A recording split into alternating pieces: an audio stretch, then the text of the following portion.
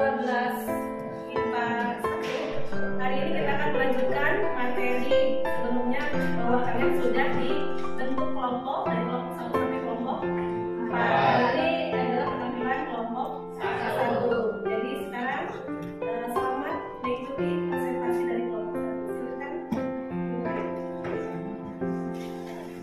Assalamualaikum warahmatullahi wabarakatuh.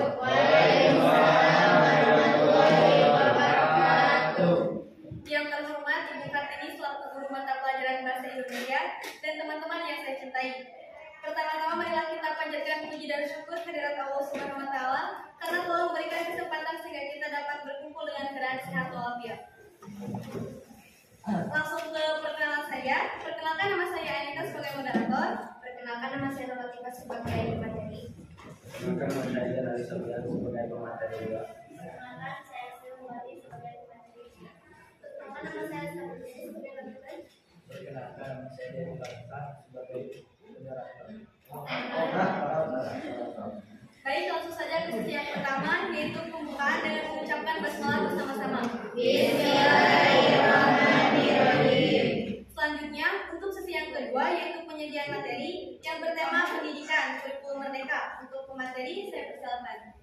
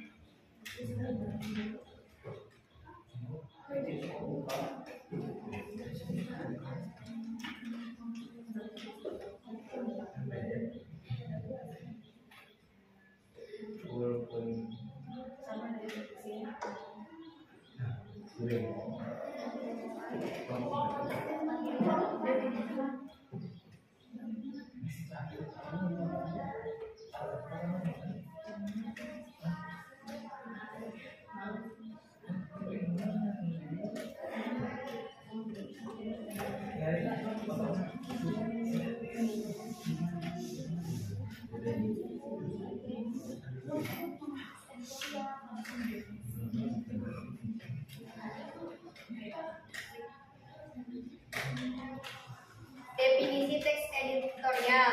Teks editorial adalah tulisan yang berisi pandangan atau pendapat redaksi media terhadap suatu peristiwa aktual yang sedang menjadi pembicaraan hangat di masyarakat.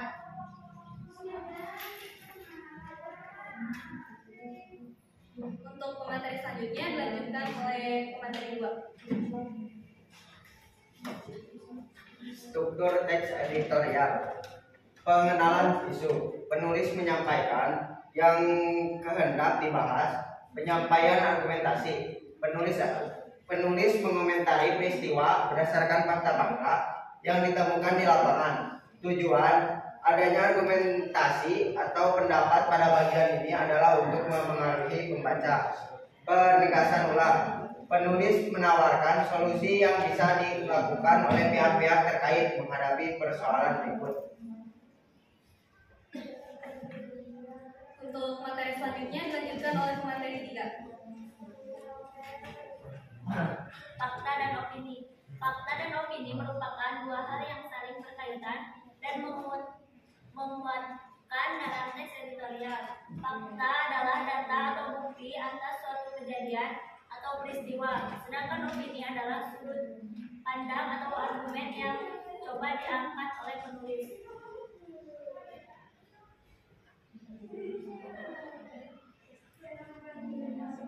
Kaidah perbahasaan teks editorial. 1.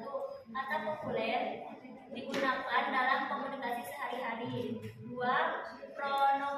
Pronomina petunjuk, kata ganti orang, benda atau peristiwa. 3. Konjungsi kausalitas, kata yang menghubungkan sebab akibat. 4. Kalimat retoris, kalimat hanya yang berfungsi sebagai sindiran atau berkunjung untuk menyadarkan pembaca. 5. Kata fakta, kalimat yang digunakan dengan data kuantitatif menyatakan kejadian yang telah terjadi. Objek 6. Kalimat opini. Kalimat yang didukung data ditanda dengan kata seharusnya, subjek dan belum tentu terjadi di masa depan.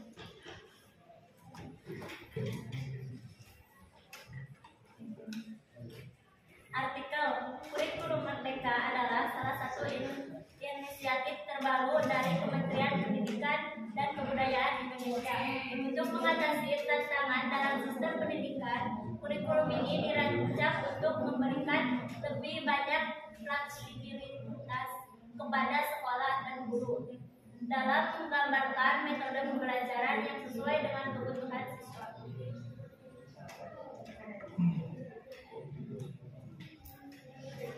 Untuk sesi yang ketiga yaitu tanya jawab, saya persilakan dari tiap kelompok untuk memberikan pertanyaan kepada kelompok satu.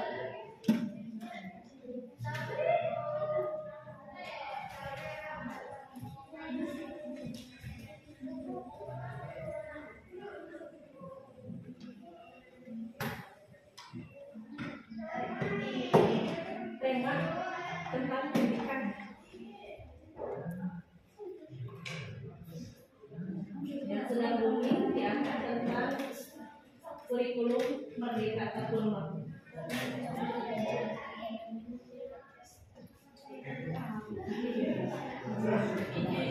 Izin bertanya, silakan. Perkenalkan, nama saya Sarah Dijan, perwakilan dari kelompok 3 atau kelompok.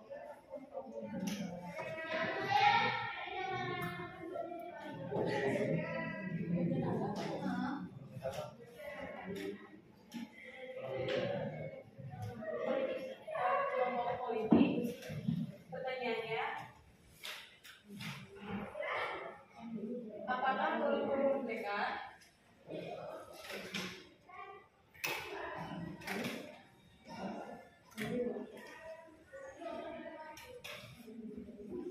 lebih baik dari kurikulum 2013?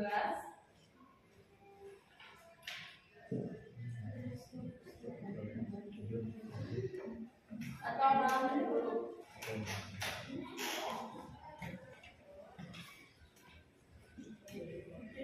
Terima kasih.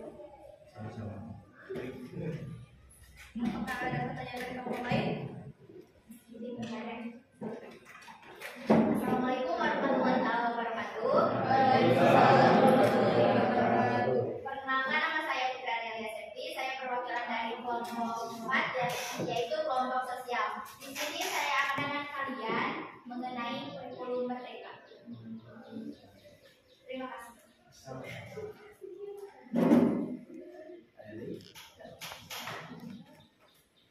Apakah dari kelompok 2 ada yang bisa menjawab?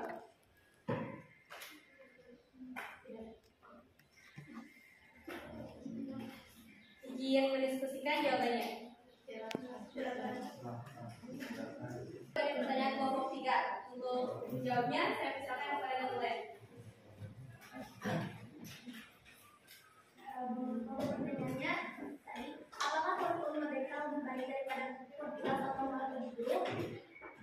Menurut kami, kurikulum merdeka yang lebih baik daripada kurikulum karena lebih fleksibel, fokus pada pembelajaran yang berpusat pada siswa dan memungkinkan penyesuaian kebutuhan lokal.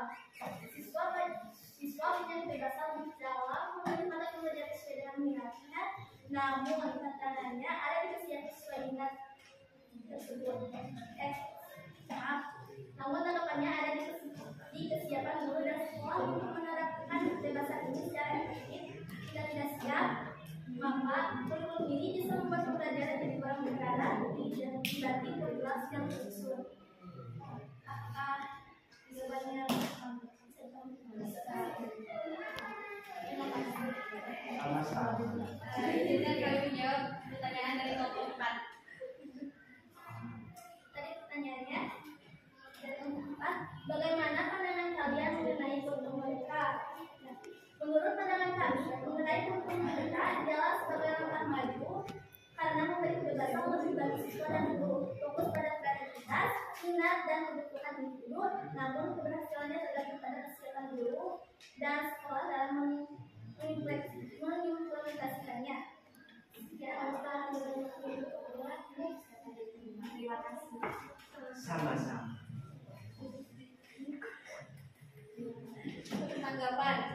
Menurut kami, kurikulum merdeka merupakan pembelajaran yang penting untuk menghadapi pendidikan pasca pandemi dan untuk menghadapi situasi dunia yang terus berubah sesuai dengan perkembangannya zaman. Meskipun demikian, guru tidak dapat digantikan oleh teknologi karena teknologi adalah alat bantu bagi guru untuk meningkatkan potensi diri.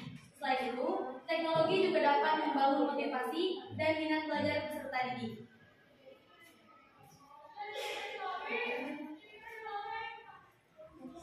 Kesimpulannya, kurikulum merdeka merupakan langkah maju dalam dunia pendidikan Indonesia. Meskipun masih terdapat beberapa tantangan, namun dengan dukungan dari semua pihak, kurikulum merdeka diharapkan dapat memberi dampak positif bagi peningkatan kualitas pendidikan di Indonesia.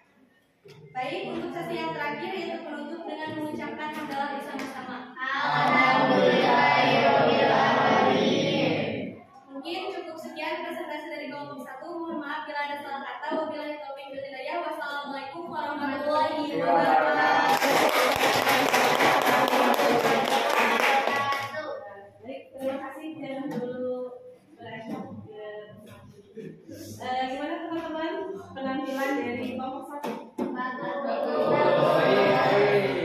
Sudah, tetapi karena mungkin penampilan pertama jadi agak tegang ya. Nggak usah tegang karena rumah kita, sekolah kita, sekolah itu adalah rumah kedua. Jadi misal di rumah kan bisa selonjoran, bisa. Tapi kalau di sekolah rumah kedua jadi dijadikan sebagai sarana komunikasi pendidikan.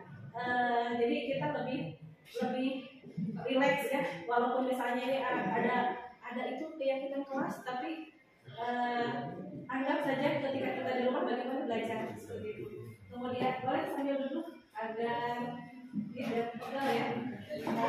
Ini pembahasannya kemarin ketika di workshop mendapatkan tema pendidikan dari teks editorial. Kalian sudah tahu tadi bahwa teks editorial itu adalah teks yang memuat informasi yang sedang up to date, yang sedang aktual. Kemudian teman-teman pintar memilih temanya tentang pendidikannya diambil dari kurikulum merdeka. Yang sebagaimana kita ketahui kelas 12 pernah ya? Kalian tahu kurikulum sudah berapa kali berganti? Dulu pernah ya ada kurikulum CPSA. Coba belajar siswa April 1994. Kemudian ada juga tahun 2006 ada apa istilahnya? Ada kurikulum 2006 disebutnya. Kemudian ada 2013. Nah, kemudian seiring kemajuan zaman dan majunya daya ingat dan daya intelijensi manusia zaman sekarang, akhirnya sekarang berubah. Jadi kurikulum itu akan selalu berubah sesuai dengan zamannya. Jadi ketika menghadapi era milenial, jadi kurikulum itu harus menerapkan atau mengadaptasi dari kebiasaan manusia zaman sekarang. Jadi tadi sudah jelas sekali bahwa kelebihan dari kurikulum 2013 dengan 2000 atau dengan sekarang ya 2023 mulai dinomorkan itu kurikulum merdeka itu jelas bahwa pendidikan berfokus pada siswa, jadi student center. Nah jadi ada 3 ciri. Yang pertama pembelajaran ada di siswa, yang kedua ada project. Nah jadi project itu profil penguatan profil pelajar Pancasila, project penguatan profil pelajar Pancasila. Kemudian yang ketiganya itu adalah pembelajaran diferensiasi. Kalau misalnya dia sukanya tentang tentang musik, berarti masuknya ke audio, pembelajaran audio. Yang suka menggambar berarti pembelajaran visual. Kemudian kalau misalnya ada juga yang kinestetik, yang sukanya misalnya oprek-oprek. Nah itu jadi kalau misalnya banyak gerak itu maksudnya ke pembelajaran kinestetik. Jadi tadi sudah dijelaskan bahwa pembelajaran dengan kurikulum 2013 kembali lagi kepada kesiapan guru dan sekolah. Jadi kita sudah masuk ke jenis kurikulum merdeka yang kedua, kurikulum merdeka berubah. Jadi yang pertama ada kurikulum merdeka mandiri, Yang kedua kurikulum merdeka berubah. Yang ketiga kampanye adalah kurikulum merdeka berbagi. Jadi yang pertama mandiri, yang kedua berubah, yang ketiga berbagi. Jadi kita sudah ada tahapan yang kedua, kurikulum merdeka berubah. Jadi Ultraman. Jadi kalau misalnya kurikulum merdeka mandiri itu, jadi kita tidak ada di sekolah kita tidak dibimbing oleh siapapun, tapi kita mencari sendiri. Jadi mandiri melaksanakan kurikulum tersebut. Kemudian ini yang kemarin yang mandiri di kelas 12 sekarang. Yang sekarang sudah masuk ke kurikulum mandiri hanya ketika kemarin dianalisis ternyata belum saatnya masuk kurikulum merdeka mandiri. Jadi baru hari sehingga ini kelas 12 dikembalikan ke kurikulum KTSP atau kurikulum 2013. Jadi KTSP itu apa?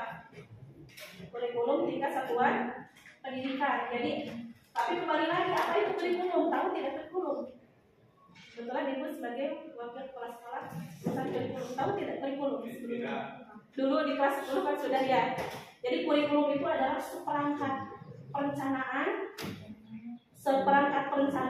pembelajaran atau proses kegiatan di sekolah. Jadi setiap sekolah mempunyai kurikulum. Jadi kalau misalnya dianalogikan ada semisal otaknya sebuah manusia yang hidup, kalau di sekolah adalah kurikulum. Jadi segala sesuatu diatur, direncanakan di kurikulum. Pembiayaan ada di kurikulum, sarana prasarana ada di kurikulum, pembelajaran ada di kurikulum, termasuk pembagian tugas guru kurikulum diatur. Nah, jantan misalkan nanti Pak Redi sabaraja, Ibu Eka sabaraja kurikulum mengaturnya. Kemudian teman-teman di kelas 12 harus mendapatkan pelajaran apa saja ada di kurikulum. Di sekolah ini akan diadakan berapa eskul, sabar eskul anu kedah ayat di sekolah teh.